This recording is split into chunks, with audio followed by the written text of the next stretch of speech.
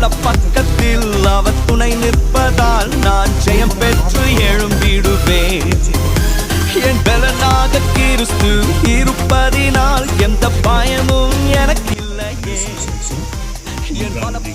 ஜனங்கள் எல்லோரும் ஞானஸ்தானம் பெற்றபோது இயேசுவும் ஞானஸ்தானம் பெற்று ஜெபம் பண்ணுகையில் வானம் திறக்கப்பட்டது. பரிசுத்த ஆவியானவர் ரூபம் கொண்டு புறாவை போல் அவர் மேல் இறங்கினார். வானத்திலிருந்து ஒரு சத்தம் உண்டாகி, நீர் என்னுடைய நேசகுமாரன், நீ பிரியமா இருக்கிறேன் என்று உரைத்தது. ஞானஸ்தானத்திற்கு அர்ப்பணித்திருக்கிறார். ஆண்டவருக்காக வாழ்கிற ஒரு வாழ்க்கை. ஞானஸ்தானம் என்பது ஒரு புனிதமானது. இது நமக்கு ஒரு அடையாள உடன்படிக்கை. பரலோகத்துக்கு போவதற்குரிய ஒரு வழி நமக்கு ஆண்டவர் வகுத்து தந்திருக்கிறார். ஒருவன் ஜலத்தினாலும் ஆவியினாலும் பிறவாவிட்டால் தேவனுடைய ராஜ்யத்திற்குள்ளே பிரவேசிக்க முடியாது என்று கர்த்தர் சொல்லியிருக்கிறார். இப்போ இந்த ஞானஸ்தானம் என்பது எதுக்கு அப்படின்னா, பாவத்துக்கு மறித்து நீதிக்கு பிழைக்கக்கூடிய ஒரு வாழ்க்கை. அருமையான ஒரு வாழ்க்கையை இன்றைக்கு அப்படி ஒப்பு கொடுத்துருக்குறாங்க. ஆண்டவருக்காக வாழணும், இந்த உலகத்தில் இயேசுவுக்காக வாழணும்.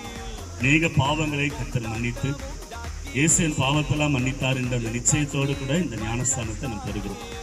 ஒருவேளை இன்னைக்கு நிறைய ஜனங்கள் உண்டு, இன்னைக்கு பாவத்திற்கு நேராக வாழ்க்கை நடத்தி கொண்டிருக்கிறார்கள். மரணம் வருகிற போது அவங்க எங்கே போகிறாங்க ஒரு கேள்விக்குறி இருக்கும். ஆனால் நமக்கு அப்படி இல்லை. நமக்கு ஒரு தேவன் நித்தியத்தை வைத்திருக்கிறார், பரலோக வாழ்க்கை தேவன் வைத்திருக்கிறார். அதற்காக தான் இயேசு எப்படி ஞானஸ்தானம் எடுத்தாரோ அதே போல முன் மாதிரியாக அவர் முழுகி ஞானஸ்தானம் எடுத்தது போல இன்றைக்கு நாமும் முழுகி ஞானஸ்தானம் எடுக்கிறோம். இயேசுவின் பாவத்தெல்லாம் மன்னித்தாரு என்று அந்த நிச்சயத்தோடு கூட இன்றைக்கு அந்த ஞானஸ்தானத்திற்குள்ள அந்த உடன்படிக்கைக்குள்ள நாம் ஒப்பு கொடுத்து இன்றைக்கு அருமையான மகன் தேவனுக்காக நாம் செபிக்கிறோம். இன்னும் அநேக பிள்ளைகள் இயேசுவுக்காக தங்கள் வாழ்க்கையை அர்ப்பணித்து அவருக்காக வாழணும். உலகத்தில் ஒரே வாழ்க்கை இயேசுவுக்காக நான் வாழப்போகிறோம். அதுக்காக தான் இன்றைக்கு வாலிப வயது அருமையான மகன் டேவிட்டோடு கூட ஆண்டவர் இருக்க முடியாது. ஆனால் யோசேப்போடு கூட கர்த்தர் இருந்தார். இன்றைக்கு இந்த மகனோடு கூட ஆண்டவருடைய கரம் இருந்து இன்று முதல் நான் உன்னை ஆசீர்வதிப்பேன்னு சொன்ன அந்த வார்த்தையின்படி அவன் கிறிஸ்துவுக்குள் இருந்தால் அவன் புதிய சிருஷ்டியாக இருக்கிறான் என்று சொல்லப்பட்டது. பழைய வாழ்க்கையெல்லாம் ஒடிந்து போயின, எல்லாம் புதிதாயின.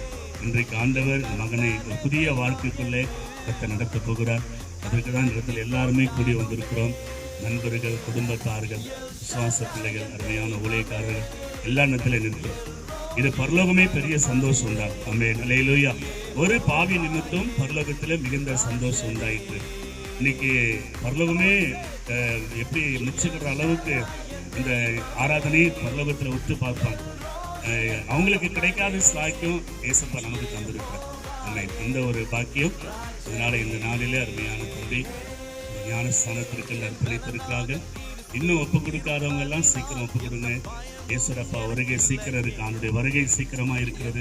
இந்த ஞானஸ்தானத்திற்குள்ளே நம்ம கடந்து போகும்போது தான் நம்முடைய வாழ்க்கையில இன்னும் பெரிய அதிசயமான காரியங்களை ஆண்டவர் செய்வார். ஒப்பு கொடுப்போம். இருப்பதினால் பயம் ஒன்றும் எனக்கில்லையே.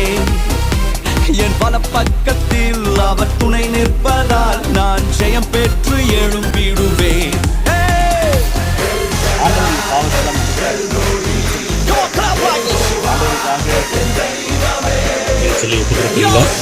வாழ்க்கையில் என்ன கஷ்டம் இருந்தாலும் சரி, என்ன போராட்டம் இருந்தாலும் சரி, வாழ்க்கை வயிற்றுல அவருக்காக சாட்சியா இருக்கும்.